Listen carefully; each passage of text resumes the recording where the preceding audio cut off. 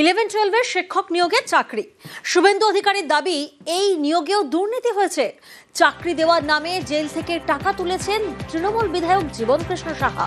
আর এই নিয়েই সোশ্যাল মিডিয়ায় ভিডিও পোস্ট করেছেন শুভেন্দু অধিকারী। পাল্টা তৃণমূলের দাবি, এসব মিথ্যে অভিযোগ। 11-12 শিক্ষক নিয়োগের চাকরি। শুভেন্দু অধিকারীর দাবি, এই নিয়োগেও দুর্নীতি হয়েছে। চাকরি দেওয়ার নামে জেল থেকে টাকা তুলেছেন তৃণমূল বিধায়ক। পাল্টা তৃণমূলের দাবি, এসব মিথ্যে অভিযোগ। জীবনকৃষ্ণ সাহার এইগুলো দেখুন। হ্যাঁ স্যার, বলছি টাকাটা চলে এসছে। হ্যাঁ, আমি পাঠাচ্ছি, ঠিক আছে। আর বলছিলাম যে স্যার, তাহলে আমার ওই 15,50,000 আপনাকে দেওয়া হলো। হ্যাঁ, আর স্যার বলছি কি যে স্যার বলি ফোনে ওটা না এখন বুঝতে দাও, আমি বললাম তো, আমি তো বলে দিলাম। আচ্ছা ঠিক আছে, আর বারবার। আচ্ছা ঠিক আছে বেশ। এবং এই পরীক্ষাতেও প্রমাণ হলো জেলের ভিতরে থেকে জীবনকৃষ্ণ সাহা টাকা তুলছে। দেখুন, শুভেন্দু অধিকারী যেহেতু একজন প্যাথোলজিক্যাল লায়ার, তাই তার কথাকে মান্যতা দেওয়ার কোনো প্রশ্নই ওঠে না। কারণ যে ভিডিও ক্লিপ পোস্ট করেছেন তাতে কোনো ব্যক্তির চেহারা, মুখ কিছুই দেখা যাচ্ছে না। সুপ্রিম কোর্টের নির্দেশ মেনে চাকরি। 11-12 শিক্ষক নিয়োগের চাকরি। ইন্টারভিউয়ের জন্য ডাক পেয়েছেন 20,500 জন।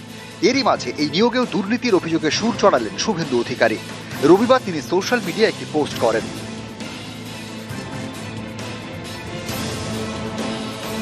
দাবি করেন, জেলে বসেই 11-12 রেজাল্টে প্রভাব খাটিয়েছেন মুর্শিদাবাদের বড়োয়ার তৃণমূল বিধায়ক জীবনকৃষ্ণ সাহা।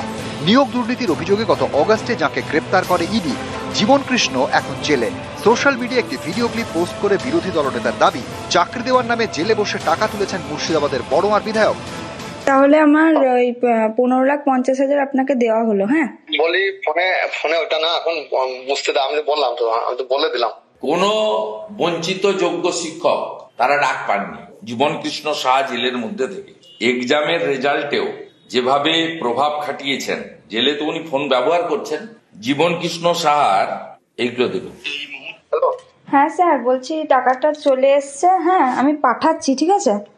আর বলছিলাম যে স্যার, তাহলে আমার ওই 15,50,000 আপনাকে দেওয়া হলো। হ্যাঁ, আর স্যার বলছি কি যে স্যার বলি ফোনে ওটা না এখন বুঝতে দাও, আমি তো বললাম তো, আমি তো বলে দিলাম। দেখুন, শুভেন্দু অধিকারী যেহেতু একজন প্যাথোলজিক্যাল লায়ার, তাই তার কথাকে মান্যতা দেওয়ার কোনো প্রশ্নই ওঠে না। কারণ যে ভিডিও ক্লিপ পোস্ট করেছেন তাতে কোনো ব্যক্তির চেহারা, মুখ কিছুই দেখা যাচ্ছে না।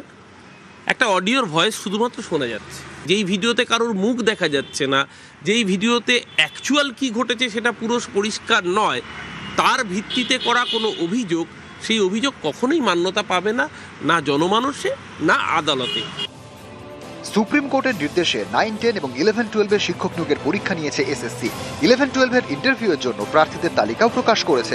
এরই মধ্যে দুর্নীতির অভিযোগ তুলে চড়া সুর শুভেন্দু অধিকারীর। এই পরীক্ষাতেও প্রমাণ হলো জেলের ভিতরে থেকে জীবনকৃষ্ণ সাহা টাকা তুলছে। আমি কালকেই ইডির কাছে ফোন নম্বর ইত্যাদি পাঠাবো।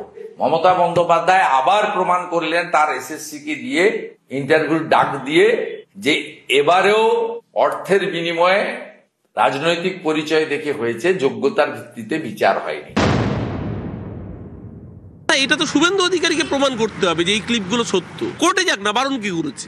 এবারের এসএসসি পরীক্ষা একেবারে স্বচ্ছ হয়েছে। আজকে ফল বেরোনোর পর এই কথাগুলো বলার অর্থই হচ্ছে পুরো প্রসেসটা সম্পর্কে একটা অবিশ্বাসের বাতাবরণ তৈরি করা। কারণ এরা জানে যে যদি সত্যি নিয়োগ হয়ে যায়, তাহলে যে মানুষগুলোকে নিয়ে এতদিন ধরে রাজনীতি করছেন, সেই রাজনীতি করার জায়গাটা পাবেন না। বিধানসভা নির্বাচনের আগে বিজেপি এবং সিপিএমের এই যে যৌথ নেক্সাস, এই যে মিথ্যের বিনির্মাণ করার নেক্সাস, সেটা মানুষের সামনে বেআব্রু হয়ে যাবে। নিউজ 18 বাংলা।